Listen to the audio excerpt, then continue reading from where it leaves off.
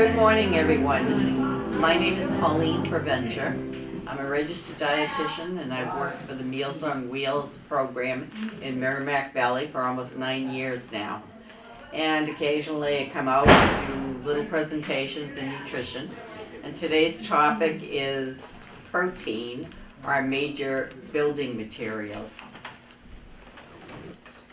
Protein is the current rage in nutrition. You hear about it everywhere. You hear about it on the television and radio ads, and people talk about it constantly. And I want to start out by telling you a little story about milk and protein. The following is a recap of how successful marketing gave birth to a $50 million Milk Life campaign. When milk marketers were searching for a replacement for the notorious gut milk ad, we all remember that, they asked about 2,500 teens and adults what promise would make milk more appetizing and appealing than juice, water, or soda. Calcium didn't do it. The idea that milk was the original superfood fell flat also.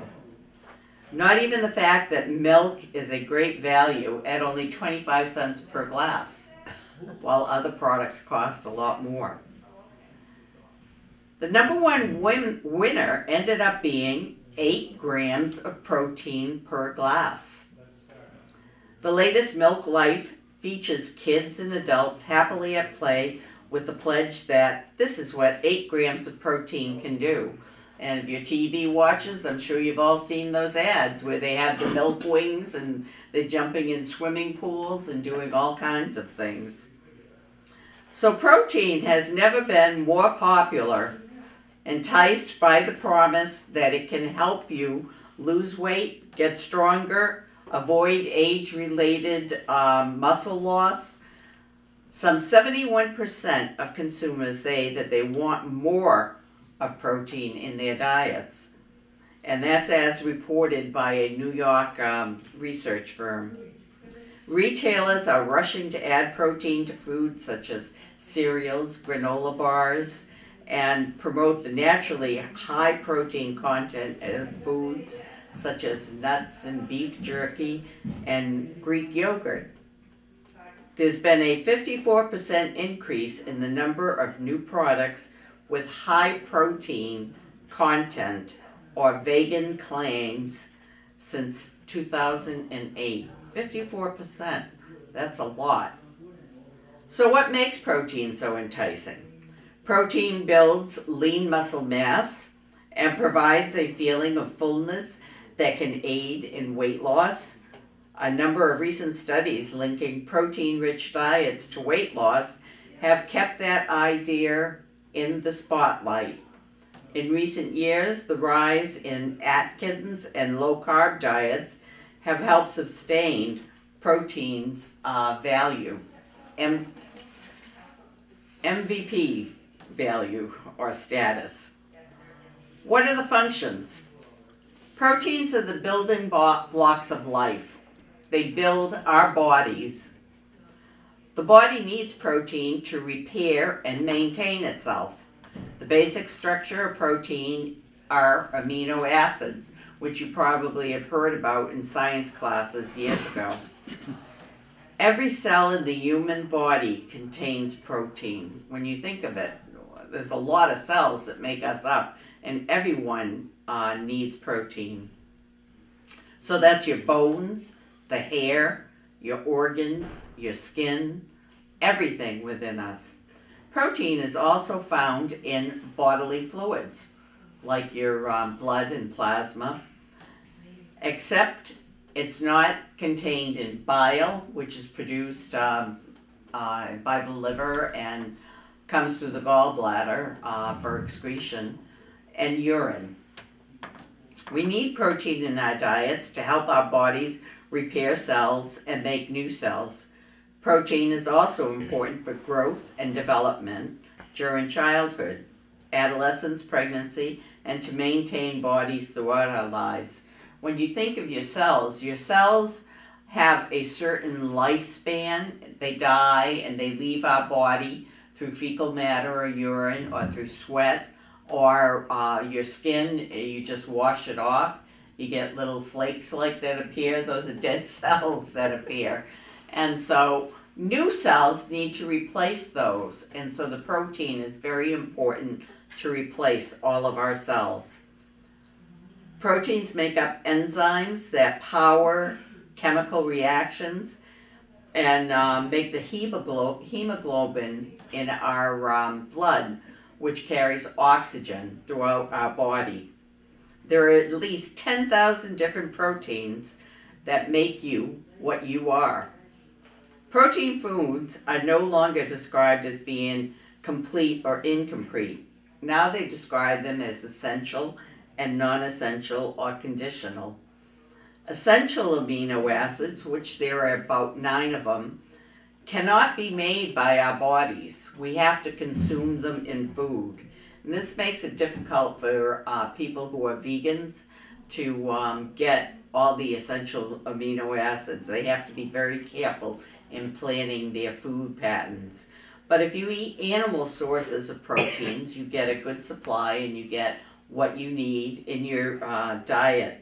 And eggs, chicken eggs that we eat for breakfast, or as snacks. Some people like to snack on hard-cooked eggs. Those are just teeming with essential nutrients, because when you think of what an egg is, it's to grow a new chicken. So everything that chicken needs to develop is contained in that egg. So you don't have to eat them at one meal. You don't have to worry about combining them in a certain way or anything, except for the vegans. They do. And you do get what you need. And they also come in other things other than animal sources. They come in milk, of course. They come in fruits, vegetables, grains, nuts, seeds, and some of these may lack one or more essential amino acids, but if you eat protein, you can, protein in the form of meat, fish, poultry, those do supply everything that you need. And the body has the ability to manufacture 4 amino acids, which are called non-essential, because we have everything we need within us to be able to provide those. And when proteins are digested, amino acids are left. The human body needs the number of amino acids to break down food, and amino acids need to be eaten in large enough amounts for optimal health. Best sources are animal products, nuts, lentils, beans, but not all proteins are the same. These are some examples. A 6-ounce broiled steak, a porterhouse steak, can give you 40 grams of protein in that 6 ounces. But it also delivers about 11 grams of saturated fat. So when you're eating a porterhouse steak or any kind of steak, you get a lot of fat along with it. An equal amount, 6 ounces again, of a ham steak gives you about only 26 grams of protein. So even though they're the same weight, the beef provides 40 grams and the ham provides only 26. But the ham doesn't provide as much saturated fat. It provides about only 1/8 of the amount of the steak. However, it's loaded with sodium. A 6-ounce serving of ham has 2,000 milligrams of sodium.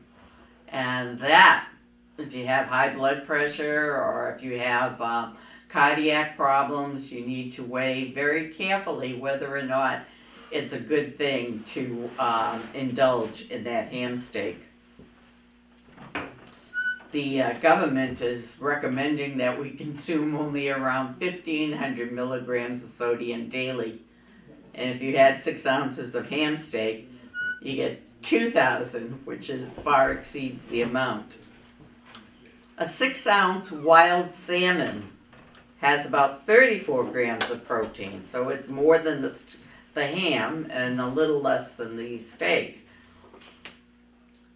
But it's naturally low in sodium, contains only about 1 or 2 grams of saturated fat, and is also an excellent source of omega-3 fatty acids. So salmon, wild fish, good option if you're having problems with your heart, cardiac. Omega-3 fatty acids are really good for heart problems. A cup of cooked lentils provides about 18 grams of protein and 15 grams of fiber, and it also has no saturated fat unless you add it to it when it's cooking, or sodium, the same thing. If you add sodium to it, it's going to have some in it. But lentils is a good source of protein also. So are beans or any of those chickpeas and so forth. They're all good. Proteins and chronic disease. Proteins in food and in our environment are responsible for food allergies, which are overreactions of the immune system. And beyond that, relatively little evidence has been gathered regarding the effects of the amount of dietary protein on development of chronic disease. However, there's a growing evidence that high protein food choices do play a role in health, and that eating protein sources like fish, chicken, beans, nuts in the place of red meats is a positive factor. It can lower the risk of several diseases and premature death, especially cardiovascular disease. Research conducted at the Harvard School of Public Health has found that eating several small amounts of red meat, especially processed red meat, on a regular basis is linked to an increased risk of heart disease and stroke. And the risk of dying from cardiovascular disease, it's higher than any other cause. Conversely, replacing red and processed meats with healthy proteins such as poultry and fish or beans seems to reduce these risks. In terms of the amount of protein consumed, there's evidence that eating high protein diet may be beneficial for the heart as long as the protein comes from healthy sources. Chicken, fish, beans. Also grains would fall in that. So whole wheat or whole grain breads are great. Diabetes. Protein quality matters more than protein quantity when it comes to diabetes risk. Evidence that protein quality matters comes from a 20-year-old study that looked at the relationship between low carbohydrate diets and type 2 diabetes in women. Low carbohydrate diets that were high in vegetable sources and protein modestly reduced the risk of type 2 diabetes. But low carbohydrate diets that were high in animal fat and protein showed no benefit at all. Cancer, we also have a relationship there. Protein and cancer is inconclusive though at this time. There are some studies that show that it benefits eating more protein, and some show that eating less is more beneficial. So that one's still out being discussed and being studied. Osteoporosis. Digesting protein releases acids into the bloodstream, which the body usually neutralizes with calcium and other buffering agents. Eating lots of protein then requires a lot of calcium, and some of this may be pulled from the bones if it's not available. So if you're not a milk drinker, people think that, oh, we're adults, we're in our golden years, we don't need milk in our diet. You do still need the calcium to maintain your bones, because as we said earlier, the cells die off in your bones as well as all other parts of your body, and they need to be replaced. And for the bones, it's very important for a source of calcium. And you can get calcium through vegetables, but milk, yogurt, dairy products are great sources of it. So it requires a lot of calcium and protein along with that. Protein and weight control. The same high protein foods that are good choices for disease prevention may also help with weight control. This one here is debatable again. Harvard School of Public Health followed the diet of and lifestyle habits of 120,000 men and women over a 20-year period, and looking at how small changes contributed to weight gain over time. Those who ate more red and processed meats over the course of the study gained more weight, and those who ate more nuts and seafood and chicken lost a little bit of weight. But they don't feel that it's significant, the amounts, because over the years there was probably like 5 pounds versus 2.5 pounds, and many of us who get on a scale can see that difference sometimes in a week. So it's not a significant thing that's been proven at this time that protein can help with weight loss or weight gain. So there are some benefits of high protein and low carbohydrate diets in the short run. Avoiding fruits and whole grains would result in missing out on healthy fiber, vitamins, minerals, and other nutrients. The average healthy person needs about 8 grams of protein per kilogram of body weight, which a kilogram is 2.2 pounds. And I don't think anyone here wants to figure out what you weigh in kilograms. So we do have some general guidelines that can be used. And I'll pass out a paper and we can take a look at these. Excuse me. Take one and pass it along. 1, 2, 3. 1, 2, 3, 4, 5.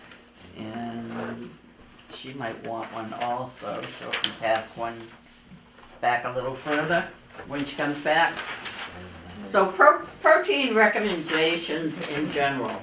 So we all know now that we do need protein, and the type of protein we select is going to make a difference on what kind of nutrients are going into us, whether or not we're going to have more saturated fats or not. And so protein portion sizes, 2 to 3 ounces of cooked lean meat. Before I was talking about a 6-ounce portion. 6-ounce portion, if you go to a restaurant and that's what they're serving you, you should take half of it home for another meal. Don't consume it all at once, because it's really too much for the average person. Now, if you're a 7-foot guy, weighing 250 pounds or something, then your need is going to be more. But we're not in that category, so you have to be careful on the amount that you take. Now, a portion of meat, usually they say, it says a deck of playing cards. If you look at your hand also, the palm of your hand, you don't want the portion bigger than that. And then you want to make sure that it's only as thick as the deck of cards. Now, if you get a thicker portion, then the size-wise, it's going to diminish a little bit to estimate. You don't need a scale to weigh it out or anything. But that's the general portion. And Then they also have a half a cup of cooked dried beans. If you're diabetic, though, a half a cup is more than the portion size they recommend for diabetics. Diabetics, you really want to stick to a third of a cup for one portion. If you double that, you take 2/3, then you have to make sure that in your diet plan that you can account for that if you're a diabetic following a meal pattern. So then 1 egg or 2 tablespoons of peanut butter or an ounce of cheese are all considered a portion size. So generally what's good is that breakfast you focus on 1 ounce. So that would be 1 egg or the ounce of cheese or the 2 tablespoons of peanut butter. Okay, if you wanted to do a small amount of ham, then you would have to, do a very small amount of ham. Some people like ham at breakfast, even though the sodium is high. Yes. Is how much is 1 ounce of cheese a slice? I'm sorry, say again. Is 1 ounce of cheese like a slice of cheese? Yeah, usually a slice of cheese is 1 ounce. Some cheeses, though, vary in sizes, but it's close enough that it's 1 ounce. Or 1 cube. Sometimes you get cheese in a cube. Right. A small cube. Yes. Did you have a question? No? My mistake. Okay, so choose turkey, chicken with the skin removed. If you like the flavor of it, like Thanksgiving, we always cook our turkey with the skin on. Just don't eat the skin. Take the skin off, peel it off, and eat the meat. Or bison or buffalo meat. That's becoming a new craze nowadays, buffalo meat, to have that around. I haven't seen it too much, but it's better than beef. It has less fat in it, so you might want to consider that. Then lean cuts of beef or pork, such as round or top sirloin or tenderloin. You can cut off the visible fat. Fish or shellfish. Other good sources: pinto beans, black beans, kidney beans, lentils, split peas, garbanzo beans, nuts and seeds. Seeds are good to put in salads. If you don't have a problem chewing, some people have dentures and they get underneath and they cause problems. But if you can tolerate it, it adds a nice flavor to salads in the summertime or whenever you eat salads, and they're very nutritious. Almonds are great, hazelnuts, as are all nuts basically.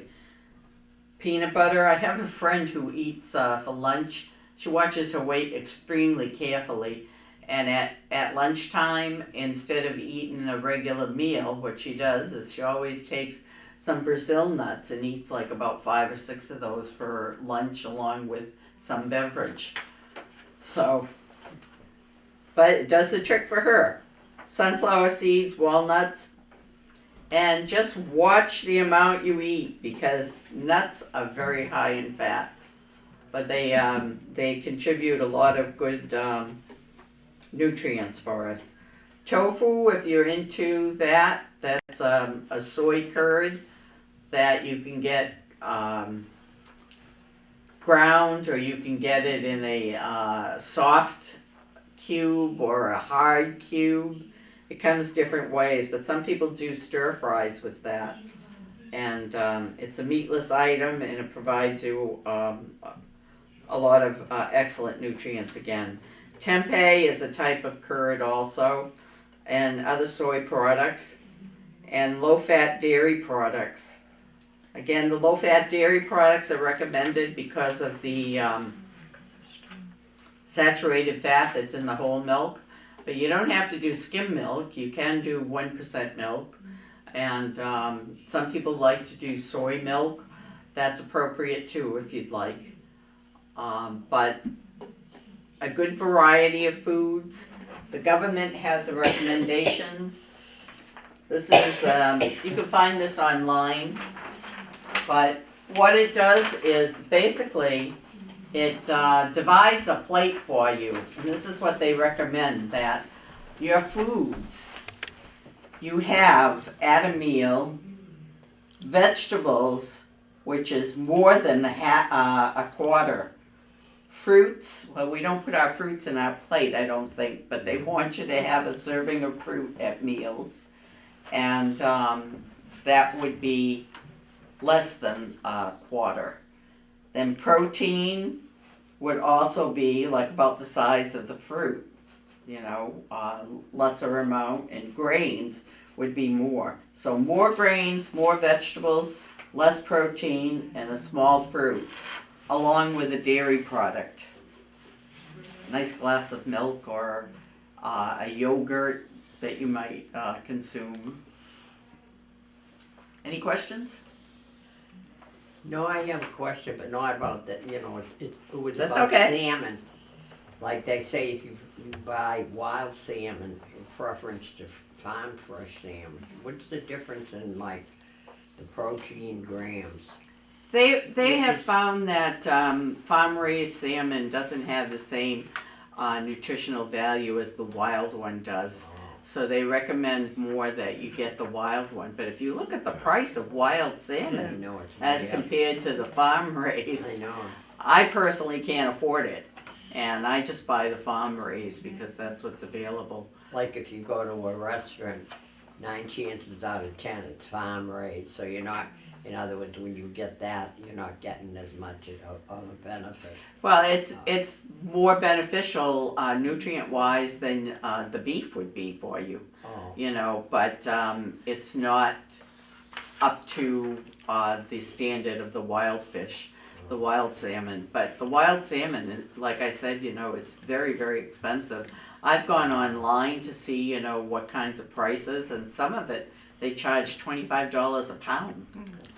And most of us can't afford that. No. But the farm-raised, it tastes good, and it is beneficial. It's a good source of protein.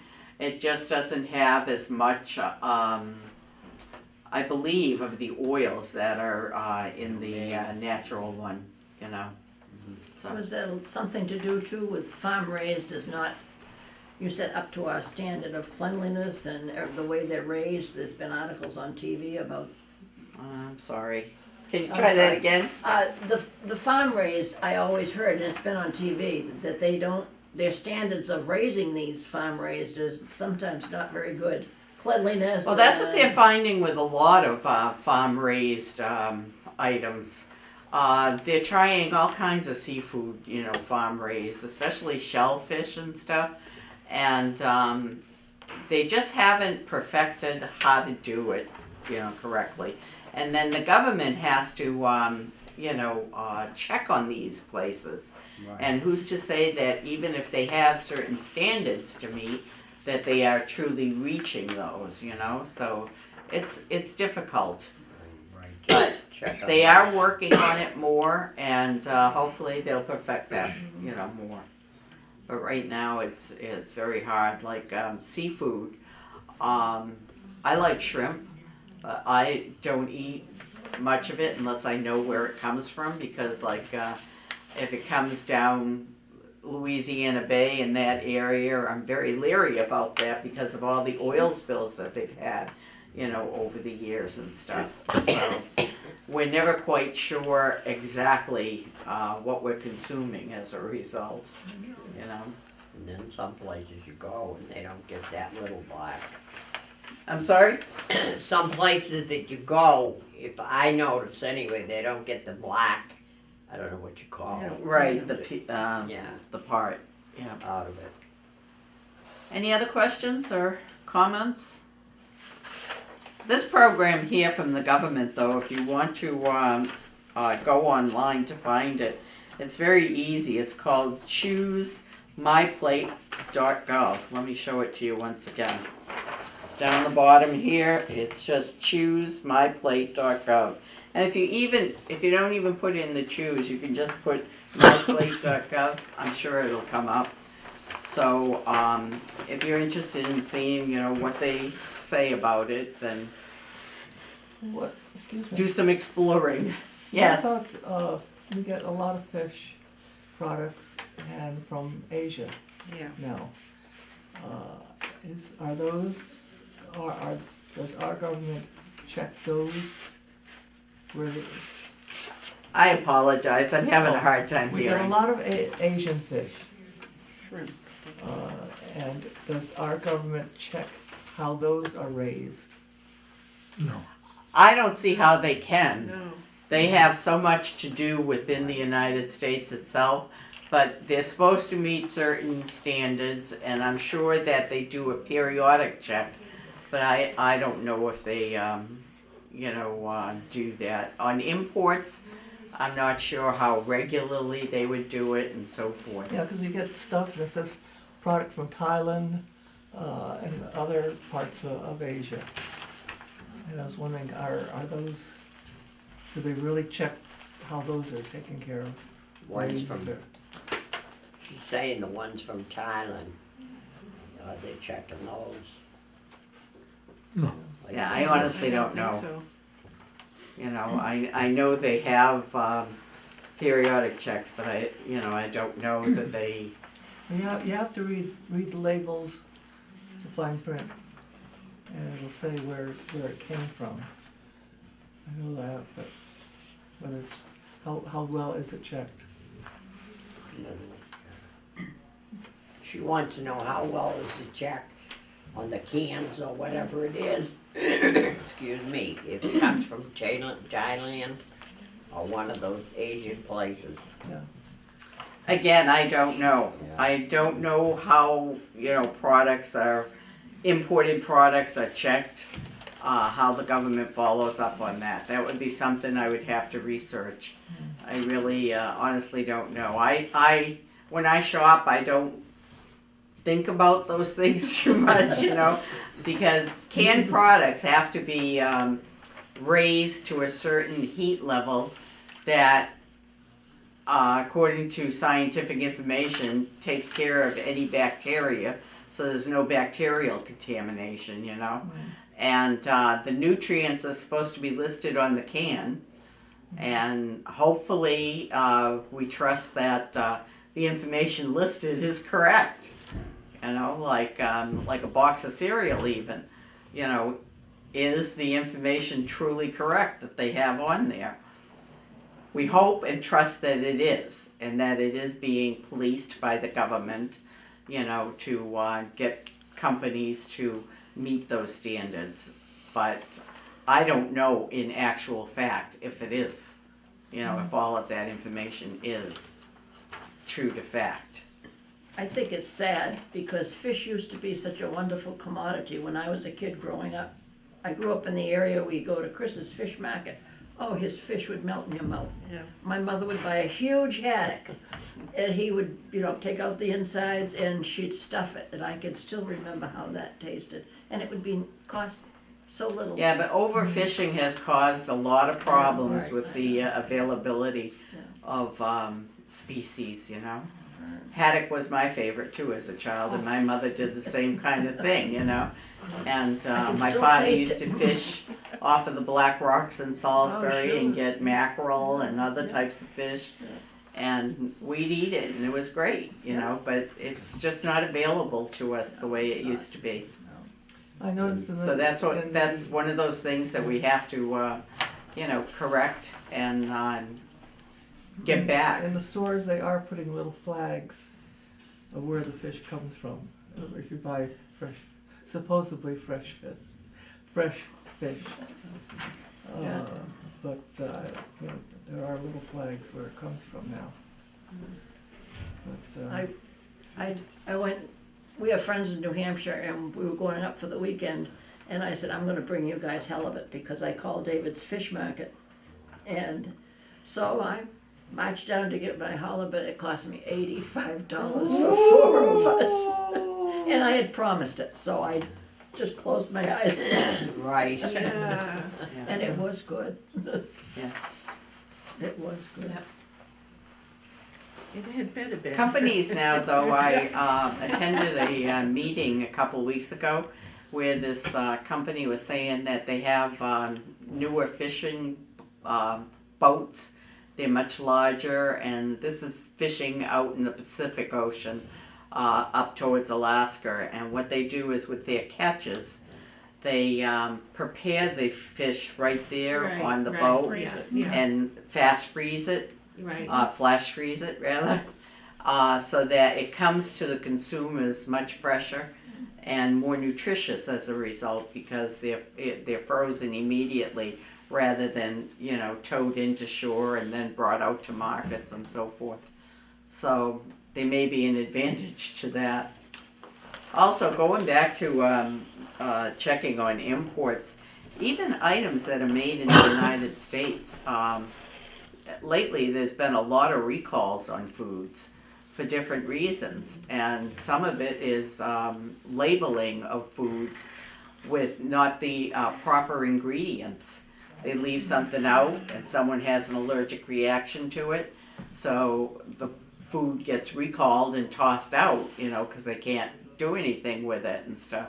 And also recently they have found lead in some products. Yeah. They found cadmium, and those are very detrimental to health of people. Buildup of both of those items can be very poisonous. So we just have to be very alert, listen to the news, you know, and be careful about what you do consume. So. But also, I think it says on a lot of cans, if you look for the United States, I do, I read my labels.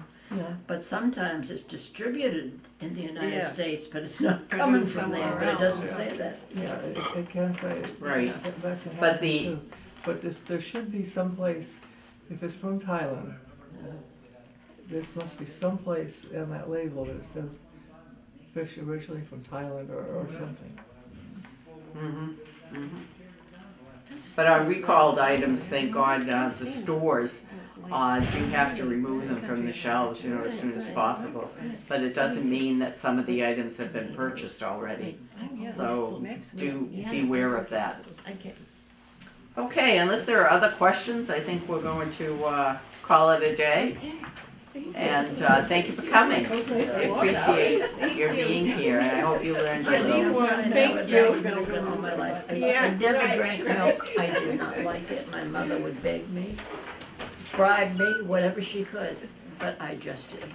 I think I was allergic to You it. know, probably. I was the same way. I never drank milk as a child, but I incorporated other things that had calcium, so. And you know something? Thank you again.